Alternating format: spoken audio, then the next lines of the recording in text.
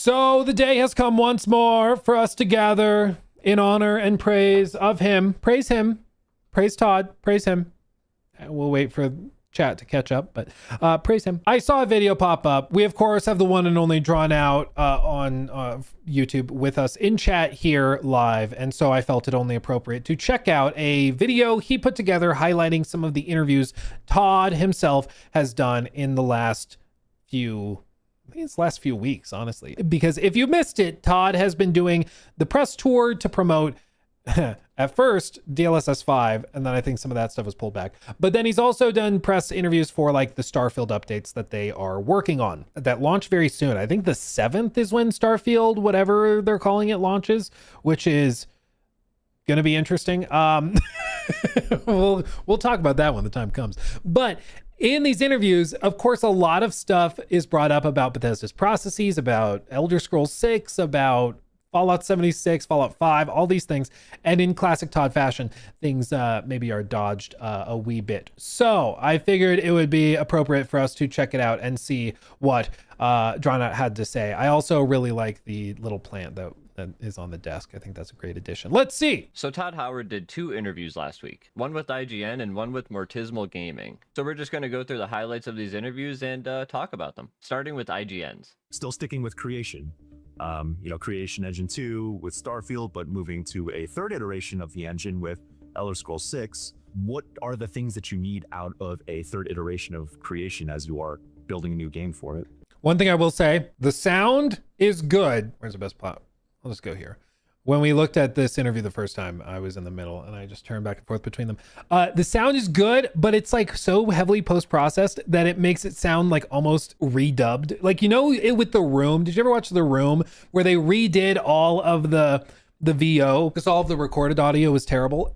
It kind of gives me those vibes where it's like a little too perfect for the setting and it just hits my ear weird. But anyway, continuing. Sorry. Luke got distracted. Classic. Gosh, I don't want to spoil too much. I mean, look, you get your whiz-bang rendering shiny pixel stuff that everyone would expect. Yeah, nobody... I also just want to say that almost certainly is a reference to DLSS 5. Because bear in mind, Todd, I'm pretty sure filmed the whole like tidbit about DLSS 5 that he announced on the same day that this press event happened, and he was in front of the stairs off to the left of here. And so I think when he's talking about shiny pixels and stuff, he's talking about DLSS 5. I'm pretty sure. The other thing is, like, whenever Todd doesn't want to say anything too specific, he'll just be like, I don't want to spoil, which usually means that there's not a lot to say. Yeah, true, same outfit. I thought so. I think what it is that he did this. They had press coming, so he got dolled up.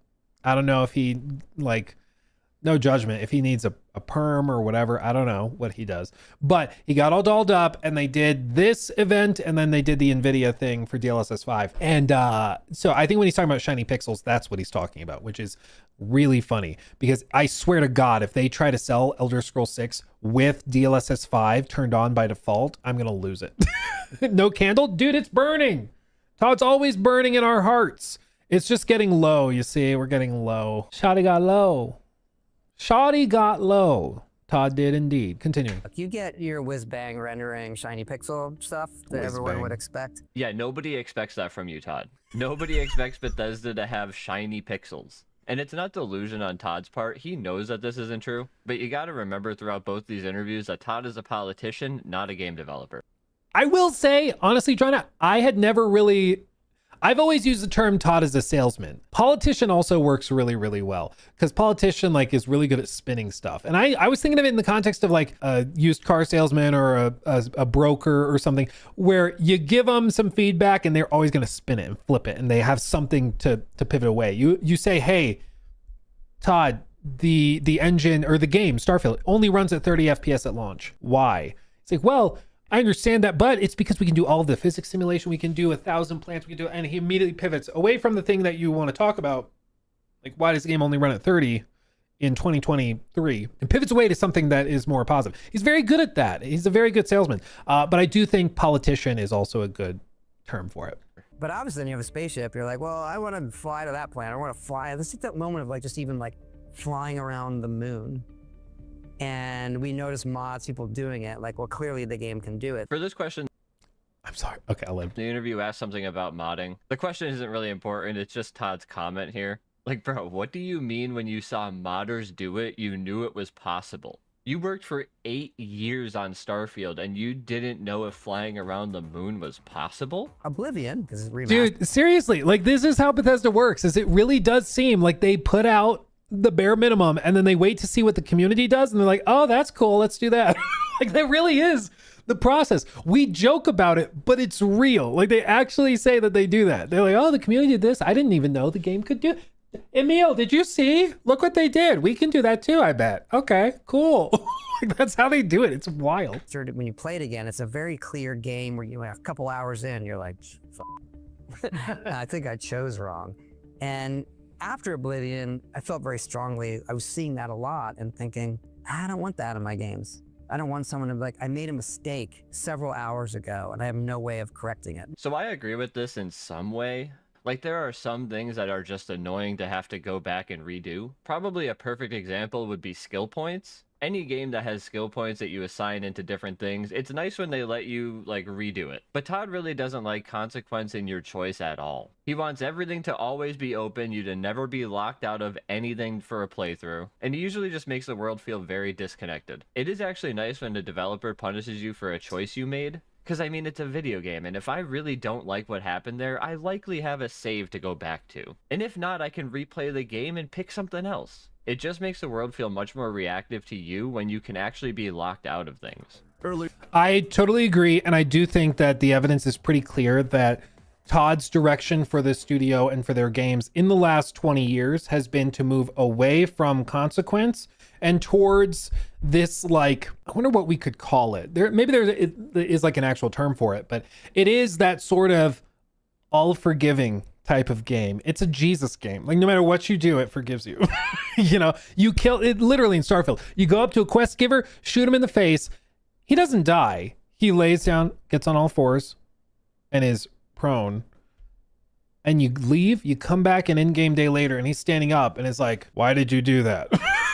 Like, it's really, really frustrating because it removes any sense of immersion, and it, as Drawn Out points it out, it removes the feeling of like the world actually reacting to you, because it's not. It's literally not. Whatever you do, the game is like, okay. It's like gentle parenting, but for game design. It's just like, stop. I mean, yeah, you can still have your dessert, even though you just kicked me in the shin, but stop. Here you go. No, don't do that. Here you go.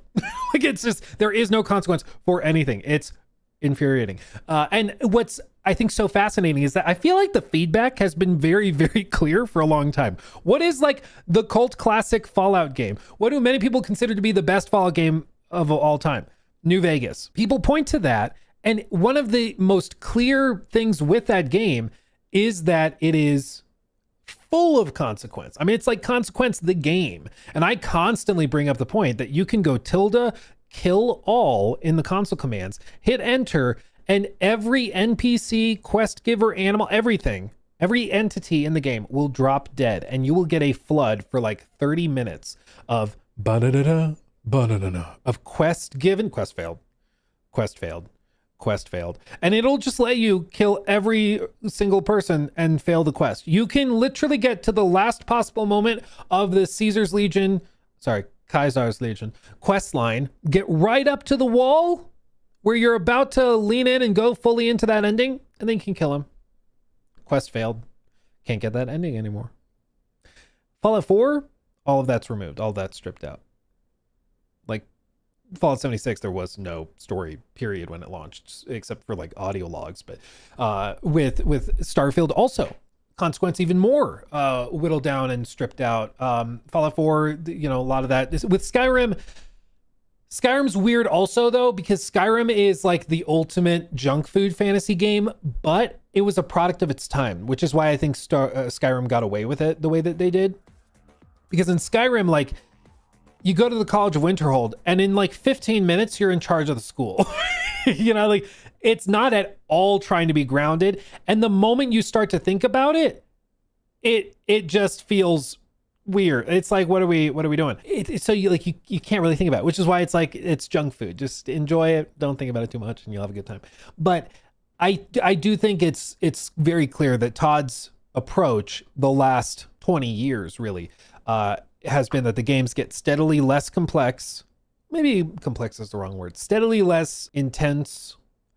They become much less rigid in their rules and application of those rules, and it just starts to let you do whatever you want, even if that ultimately means that everybody ends up just having the same experience because the game doesn't want to punish you for doing something naughty. Let's see. Okay, continue. Here you were mentioning, Thank you for the super chats, guys. I will catch up on those momentarily. Thank you. time from announcement to actual release, and how that's like something you're a little bit more conscious of now. Talk about the Elder Scrolls 6 reveal. Just pretend we didn't announce it. Yeah, It and doesn't exist. yeah, and I remember talking to you. No and one's heard a word. I think while it might sound like a joke, he's just saying the truth out loud. He really wishes they never talked about Elder Scrolls 6, and he would really love for people to stop asking him about it. None of it makes any sense because it's not like people haven't asked Valve about Half-Life 3. If they didn't announce Elder Scrolls 6, they would probably get 100 times more questions about it. It's not like we would just forget that it exists. If you look back at this Fallout 76, Starfield, Elder Scrolls 6 announcement, that was really around informing our audience, because when you're going to do something new, everyone's going to ask, what about Elder Scrolls 6? What about a single player game? When you do something, I think that is just a little tell though, because that 2018 was a year, and I do appreciate that Todd understands this. When you do something that seems like a total departure from your norm, you kind of have to couch it or sandwich it. Like how you're taught, do the compliment sandwich when you have bad news. Hey, love your outfit. You've got toilet paper hanging out of your ass. You smell nice. You have to couch it or sandwich it. Nice, bad, nice. And with 2018's showcase for Bethesda, it literally was that. It was like, we have Fallout 76. People are not going to be thrilled because it's a live service Fallout, and that doesn't seem right for the franchise. But we have it, and we have Starfield. So we have Starfield, don't be mad at us, and we have Elder Scrolls 6. So now you really can't be mad at us because we showed you all this stuff. I think the other piece of it too, in addition to just trying to avoid the drama. So if single player gamers were upset with Fallout 76's announcement, they could still talk about Elder Scrolls 6. I think the other reason that they did it, as I've said for years at this point, Jesus, going on a decade, is that I think it's pretty clear they were actively shopping around for a buyer at that point, and just a little while after that, they would get acquired by Xbox.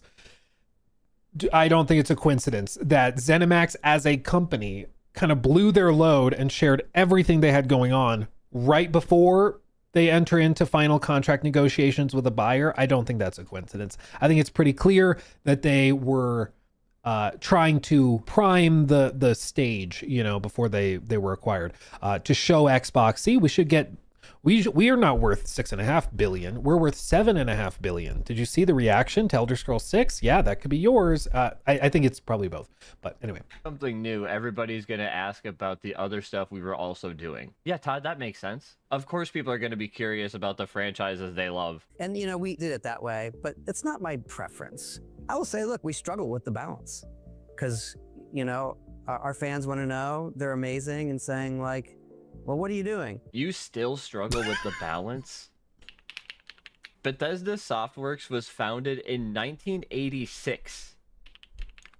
Todd joined in 1994. It's the 40th anniversary. And they struggle with communication still? They don't know how to talk about stuff? A little fun fact about these videos is recording voice for me is the hardest part. I really struggle with communication. But if I was doing this for 22 years, I think I'd be pretty good at it. And again, I get what he's saying, where he's like, it's hard to strike the balance between what we reveal and what we keep secret because we want it to be exciting, but we also want to answer people's questions so that they're, not going totally stir crazy. I get what he's effectively saying, but also Todd, your company regularly, I think at this point it's approaching lying, but your company regularly says things and then does not follow through at all.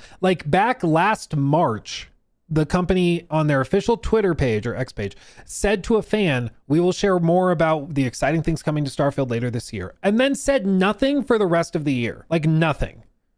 which is insane that there's any question at all. Like, I get being mysterious and leaving stuff up to the imagination, but then you have like actively saying one thing and doing the literal opposite, which is what they've done for years. And furthermore, we've talked about it many, many times, but Bethesda's general approach with communication and their PR teams has been pretty abysmal, in my opinion. The fact that we had multiple scandals related to their customer service team and how they communicate with customers, almost like half decade apart, is amazing to me. With Fallout 76, there were multiple stories of like their customer support team asking people to write essays apologizing for exploits and cheating and stuff in order to get their accounts reinstated.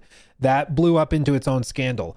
5 years later, there's another scandal because people are saying they're refunding Starfield because it's boring, and their customer support agents are going in and saying, well, the astronauts weren't bored when they went to the moon.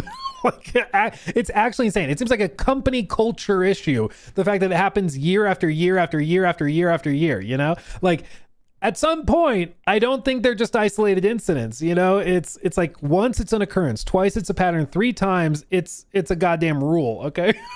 Just finding the right times to tell everybody about it. You look at Starfield today. I feel like the Starfield audience has been, what about us? Yeah, the Starfield audience has been like, what about us? I'm glad you're so worried about the Starfield audience, Todd. But the Elder Scrolls There are literally dozen of us. and Fallout audiences, I mean, hey, they can wait 15, 20 years for a game, you know, Literally. not a big deal. Thanks, and thanks to our Starfield audience out there who's just given us so much great feedback, and you know, the millions playing it. We're just really, really fortunate with a new game like this. There's not millions of people playing the game, Todd. Where the fuck do you get that? I'll just look it up right now. Okay, Steam charts show a peak of 5,868 today. So am I to believe that there are 995,000 people playing on Xbox? I'm sure he means something like overall, but the way he talks about it, you would think it's like right now. Like what hardware? Well, I think it's just like, this is just what's driven me kind of crazy about Todd in recent years. Is just that, like, I've said it before, I even get flack for it. Todd is a legend of the industry, okay? He's been around forever. He's worked on some of the most well-known and well-respected and like highly praised IP and games in history. That being said, like, I feel like he never at this point is truly being genuine. Like, there's always this PR corporate spin. So, and it makes it so you can't really believe much of anything. Like, I don't think Todd is actively trying to lie about stuff. Maybe that's a hot take. I don't think he's actively trying to deceive his audience or anything. I just think that he's so caught up in this like corpo spin mentality that he can't be real anymore. Like, I'd respect it so much if he was just like straight up, yeah, no, I get it. I'm frustrated with the delays. Yeah, well, Starfield, we were hoping that it would connect with more people. It just, you know, didn't. And I think a lot of the feedback was fair. And, you know, we're trying to respond to that and react to that. I would appreciate if he was just like totally direct and real, but instead it's always, yeah, we have this many millions of players and this many hours of playtime. I'm like, can we just put down the corpo guard? You're owned by Microsoft now. You don't have to sell yourself to anybody anymore. You're at the top, dude. You're at the top. You can do whatever. You know, like, I just think he can't get out of that mentality of like sell. And it just, once you see through it, it kind of breaks your perception of everything he says, you know, and it's just really, really difficult. You know, somebody who's really, really kind of the opposite about this is like, I think, not just because he pops in chat every once in a while, but Cory Barlog. Like, you watch an interview with Cory doing any interview for any of the games he's working on, and it's just like night and day how just Are you a good totally genuine he is. Oh, I remember this. Have you been called Cory Balrog? Oh, good Lord. Millions. Scale of 1 to 10, how surprising is this game going to be? 10. Does Kratos kill Norse gods? Maybe. Wasn't the world super destroyed at the end of God of War 3? The Greek world, yes. Did Kratos leave all of his old weapons in Greece? You'll find out. If you had to guess, how many people has Kratos killed? 3,432. Is Kratos still a god? Yes. Immortal? Yes. You guys gonna do something bigger than this? You'll have to see. Was Atreus conceived via minigame? He was a product of the union of love, not a minigame. Is Atreus going to be annoying? No. Okay, but seriously, like, what's the thing he's going to say that we're all just gonna be like, again? Yatta! Does this game contain a powerful message about the importance of abstinence? Yes. Can the kid get killed via gameplay? No. But if he did, Dude, I would low-key love it if Kratos at one point sits down with the trays. Boy, when a man and a woman want to make minigame, they press X square circle. I think it'd be awesome. I'd love it. You get what I'm saying though. Like he's very sorry, the diatribe. Squirrel, I got distracted again. But you see what I mean? Like it's just a different vibe entirely of somebody just being like, yeah, let's hang out, let's chat. Versus what I feel like Todd has, which is just always walls up, very rigid, very corpo. And it's just like, bro, be real. I think Todd's probably genuinely a really cool dude. I think Todd is probably an awesome dude to get a drink with and hang out with. But we never get to see that side of Todd because now it's just so corporate. And maybe it's corporate because like he's got so many eyeballs on him and because like he's dealt with a lot of criticism over the years. I get that. But I think that this isn't helping. Like I think if he did the Mark Zuckerberg refresh, you know, Todd gets his mullet going, he starts wearing the Lululemon shirts. I do think that little brand revitalization could really help BGS come off as less bizarre and more authentic. You know, I think that would help. He's got to do that refresh. Speaking of, I gotta just appreciate that. What do they call that? A glow up? Like seriously, Mark Zuckerberg a few years ago looks like an actual robot versus when he like started trying to do it. I don't know what this Sweet Robin season 8. Yeah, it's just like this is what Todd needs. Todd needs this. He needs a refresh, a glow up. Okay, that's what he needs.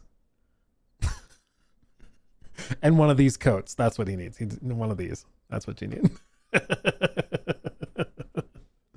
Oh, that would be funny. Anyway, continuing. It's even going to be available for consumers. Like I know with Star. A fedora refresh? Okay, if Todd, can you imagine if it's just all the same? It says the same stuff across the board, but Todd just starts wearing a fedora everywhere. Actually, I'd be in for that.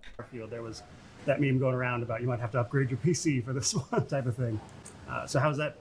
Bro, Todd does not like the meme. He does not like the meme at all. Credit to Mortismo Gaming for that one because, man. So another thing I will say, Mortismo, shout out Mortismo. He asked some like kind of uncomfortable questions that Todd usually doesn't get asked. Usually the questions are pretty couched and soft. And at this point, Todd's looking away from him. He's looking off in the distance. He's looking at the PR person. He's like, who invited Mortismal? Who invited this guy? I said no to Luke, and you let this guy in? to ask, obviously, is speaking of updates, when you guys put out the Fallout 4 anniversary, and I saw a lot of conversation around how it broke people's mods and all of that thing. The conversation was mostly about... Dude, I love the question. It's a good question. It makes me so uncomfortable because I can tell. I was like, the hell did you just ask me? You asked me about the mods breaking stuff?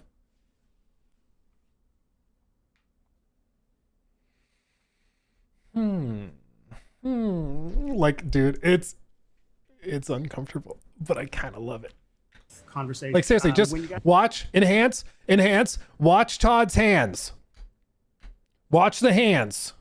The hands give it away. They stop moving when Todd doesn't like what you say. Watch, enhance. Another thing I wanted to ask, obviously, is speaking of updates, when you guys put out the Fallout 4 anniversary, and I saw a lot of conversation around how it broke people's mods and all of that thing. The conversation. Classic. It's a good old poker tell. When you hit the nail on the head, they freeze. Yep. Can see right through it, Todd. We should play poker. It was mostly about how Bethesda broke the actual game, not the mods. Like, the mods are a big deal, but it's a much bigger deal to completely brick your game for 18 months. Well, first, the way Fallout 4 released, we always know that there's going to be some level of that, particularly, obviously, on PC, because some things are complicated. There was too much on that game, though, right? On that release, there was too many, and there were a couple holes we had that we needed to shore up.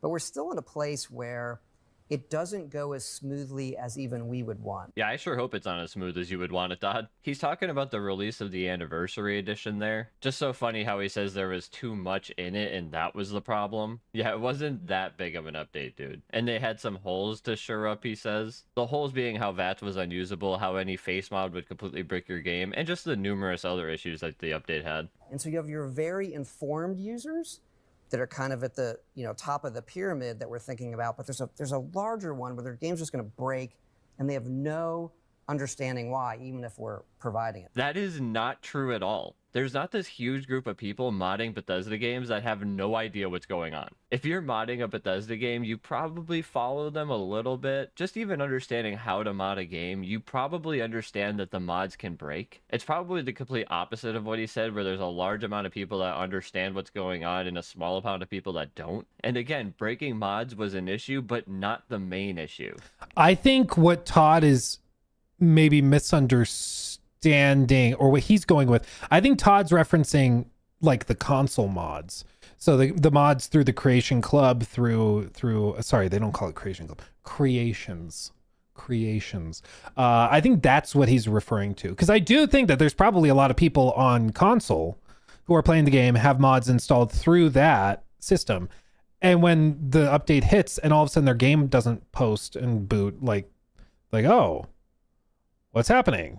You know, they don't understand what's happening. Whereas on PC, when you're actually going in and like replacing files and stuff, or you're using Vortex to do it, certainly you have a better understanding. But I'm guessing that's probably what he is interpreting, where he's latching on to the console piece. The main issue, of course, was how you broke the fucking game. We're really, really happy with that program, how it's going for both free stuff and paid stuff. Really happy about that stuff. And I think our issue now actually is getting that content in front of more people, because we think it's so good. So here he's talking about creations and how they think they're just so good and they have a hard time getting them in front of people. You are owned by Microsoft, a multi-trillion-dollar company. If you guys believed that something was so good and people just needed to see it, it would be advertised to us. But you don't. You know most of it is slop. And you're perfectly fine just cashing that check. Well, we talked about it. What was that? Does somebody in chat know? We looked at a YouTuber that does Fallout 76 creations, like haul videos, where he looks at the updates for each like month and covers them. And what he put out was like, dude, some of the stuff that is in that shop is unbelievable. Like it is a white t-shirt and then a red version of the t-shirt. John says Mr. Church. That sounds right. Yeah, Mr. Church. Let me see. Mr. Church Fallout 76 shop. Yeah. This is one we looked at a month ago. Like some of these are just insane. Like $15. In case someone took it down before I could tattle on you. Anyway, this is disgusting. Let me go back to the beginning. It reached an all-time low over the weekend.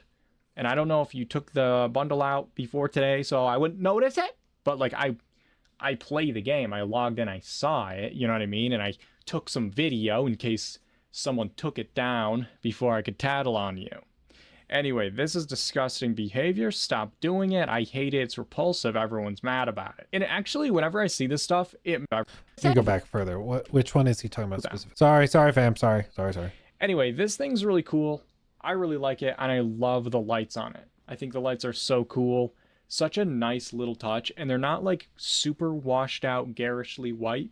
They're pretty muted. They don't take over the whole place. They're not stupid spotlights. They are dim, because they're in a dying vehicle. Whoever has been working on these camp items lately actually has been eating down, but whoever has been working on the Atom shop lately has been throwing up. Now, they've been doing this thing where they have been updating the shop and they add like a weekend sale, okay? And I haven't been making an extra video to cover those because up until this day, they've still been in the shop the following Tuesday when I made my video, so I could talk about it then. But this one they got rid of, and I think I know why. This is the burned something bundle, okay? It's not a bundle that I recognize the name of. In the picture of it, it doesn't show random different assortment of items. It just shows a cat, okay? But then when you look in the bundle, not only does it not list anything down here to tell you what's in it, and there's no picture to show what should be in it, but there's actually empty pictures and things missing. For example, where's the cat? You know what I mean? So this could have so many items in it that are not even shown because they don't even have pictures for it. And in my opinion, this is the most egregious thing that they've done so far. And I think I said that last week and the week before. So whoever's been putting the shop together, like, I sincerely hope that you're going to be replaced by someone who can actually do their job soon. Because Like, this is literally the stuff Todd is describing as being so good, they just want to get it in front of more people. Like, he literally just said, yeah, the creations, there's a lot of good free content, a lot of good paid content, and our focus now is just getting it in front of more people because we think it's so good. Like, this is the type of stuff he's talking about. This is the in-game store for Fallout 76 and the paid mods for it, and it's like laughably terrible. It's unbelievable. This is the stuff that he's hyping up. It's wild. There's been a lot of talk with Bethesda about how long in between releases, especially as that's going on. That's just taking longer and longer. Skyrim was coming up on 15 years ago. That's right. Todd does not find it funny. He does not find it funny when you bring up release gaps. Man, I think it is absolutely gold, his reactions to when Mortismal says this stuff. The absolute dead stare, never cracking a smile at it. Man, it is delectable. Has there been any interest in smaller games or working on smaller projects that are faster to produce, things like that? Because I think Bethesda is known for scale, and yet some of the demand, or at least the request for that type of thing, I guess you could call it, is something that would be faster paced. What are your thoughts on that? Well, we feel we're going very fast. I get the point on sort of, your big tentpole releases, but look, given our scale, we're doing more than What was he going to say there? What was he going to say? You're doing more than who? He was going to make a comparison there. He caught himself and he stopped, but he was going to compare Bethesda to someone, or maybe even the industry at large. Bro, it is fucking hilarious that he would even imply that they're as active as other studios. In fact, I have a whole video about this topic you may have seen. we have more in development, more releases over the last few years than we've had. And with that, you have to, keep in mind Fallout 76, such a big thing for us. Okay. Bro, what did I say earlier? This is what it drives me crazy. Again, he knows what we're talking about. He knows that we're asking questions about like the big releases that the core fan base, the single player fan base wants, and how those take for freaking ever. You have to wait for freaking 20 years for a new Fallout game. Like, that's what the question is. And it pivots back to Fallout 76. We're doing more than ever before. We have paid mods in all these games, which are so great. Again, the ones that are so great that like they're literally, putting item bundles on the store. It's the burn down bundle. The placeholder picture is a cat. Pictures are missing. They don't tell you what's in the bundle. It is so unbelievably lazy. And yet that's what he truly thinks is an adequate replacement for regular game releases. And again, Skyrim's 15 years ago. 15. There were people who were an infant when Skyrim launched who can now legally drive. By the time Elder Scrolls 6 launches, they'll be able to legally vote. Probably for him to pivot and say actually, I think we're doing more than I'm not sure if he was going to compare himself to a studio. I know some people are oh, he was going to say he's done more than Activision, or they do more than Rockstar or whatever. I think he was probably going to say we've been doing more than ever before. I think that's what he was going to say. But even I think he caught himself because he knows how ridiculous that is to say, because everybody's going to be like, really, dude? It was 7 years between the release of Skyrim and the reveal of Elder Scrolls 6. It has now been going on 8 years since the reveal of the game. And we still are probably a couple of years away from it. It's just insane. This is why it drives me kind of crazy when he knows what the question is, and it's a pivot. This is why I'm telling you, Todd, just stop with the sales pivots. If you're just real with the audience, I think they'll connect with you. They'll appreciate it. Be like, yeah, dude, I'm also kind of frustrated. We're trying to find ways to expedite our process while retaining quality. I'm not happy about how long it's taking either. I'm really frustrated by it, frankly. And, I think it's largely unacceptable that it's going to take us 20 years between Fallout games. I'm not happy about that at all. So I am working my ass off every day to find a way to fix that and to get these games to our fans faster while retaining the same quality that they expect. If he just said that, I think we'd be like, oh, cool. But instead, every single time it's but if you look at Fallout 76, look at the store. It's shut up. I can't stand it. Okay, it's just factually incorrect that they've had more releases recently than they used to. If you're a viewer of this channel, you are very aware of that. And of course, he has to bring it back to Fallout 76. How many updates have they done, Todd? Tell us. We're on our My queen is here. The queen. Hello, queen. Welcome, queen. How are you? I am Squid. She is Squid. Okay, let's see. Let's finish this out. We're almost there. 67th update that's coming. How many updates have they done, Todd? Tell us. We're on our 67th update that's coming out, I think. So the amount of things, if you look at like going out the door as far as updates and everything, it's a lot. And again, our trick is with our scale, feeding these massive franchises that people love while building new ones. 67. Again, it's just, this is the thing that I think is just, I think Todd thinks he's building the Fallout 76 fan base. It's not. I think what's happening is that he's actively degrading it. You're getting people to give up on it. And when we see other studios, like imagine if Pearl Abyss had something in the same vein that appealed to like Fallout fans. Because right now, like Crimson Desert, a lot of the people that I've been following on social media, like they are actively comparing it. They're like, I haven't felt this way since Skyrim.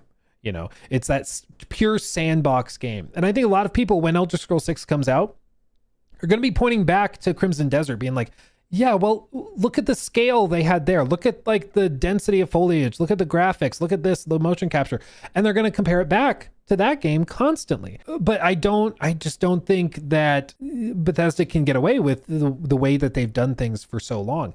Like 67 updates in a live service game in 8 years is solid, I'm sure, but you compare it even like to what you're seeing with other studios, their output is not remarkable. Those updates are mainly like little bug fixes and patches and then new shop items. Like that's the vast majority of stuff they're doing for Fallout 76. Occasionally there's a big expansion that they drop, like they add in a new little region or something like that, but the vast majority of the updates are like small little bite-sized things with shop updates. And so to pretend as though your output has actually increased significantly is crazy. And it's also done constantly with like, one answer is used when it's convenient and then it's disused when it's not. So like there's points brought up about Bethesda's capacity for development, and Todd brings up, well, we have multiple teams. So the team that does Fallout 76 is separate from the team doing Elder Scrolls, so we can work on both at the same time. But then when output for the Bethesda team that's doing Elder Scrolls is brought up, it's like, hey, the Maryland team, their output has plummeted and the quality seems to have dipped.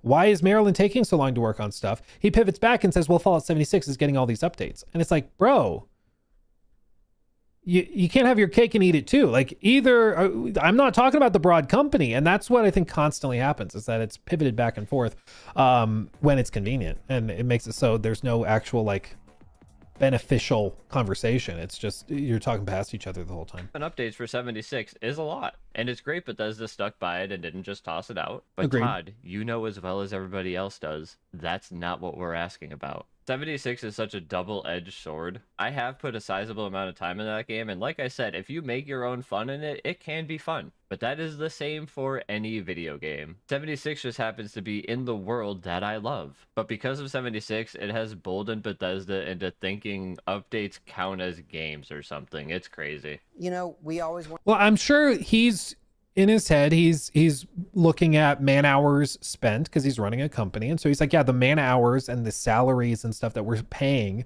for Fallout 76 updates is higher than it was even when we were actively developing Fallout 4.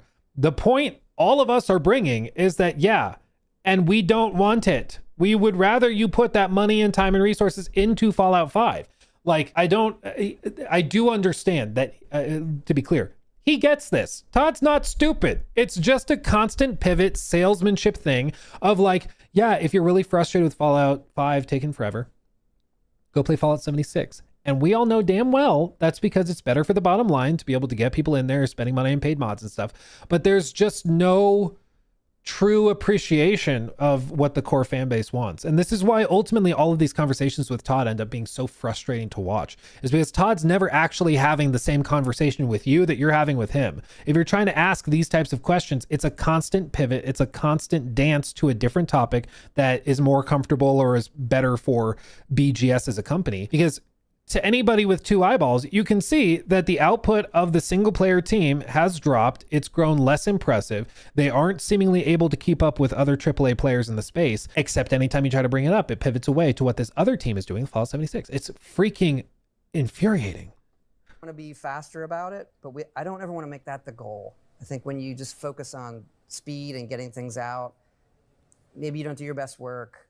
Maybe they're not as special as they could be for the audience. Todd really equates time waited with specialness. He really thinks just waiting a long time for something will make it better. And of course there's some truth to that. Nobody sees a Call of Duty release as special, but there is absolutely a happy medium to this. It doesn't have to be yearly, and it doesn't have to be 15 to 20 year gaps. You were fine before. Well, and to be clear, the long gaps, it's a double-edged sword. If you take 10 years between games, when you announce that new game, people are going to lose their minds and be super excited because it's been so long. When they drop that first trailer for Fallout 5, I guarantee you it's going viral within 30 seconds. I mean, it's going to be everywhere. Our phones are going to blow up. Your friend from high school is going to be like, bro, they just dropped it. It's going to go crazy. But with that double-edged sword means that on the other side of the blade, you've got the downside, which is that if it doesn't live up to the expectations, if it's not in line with industry standards at that time, you're going to get eaten alive, baby.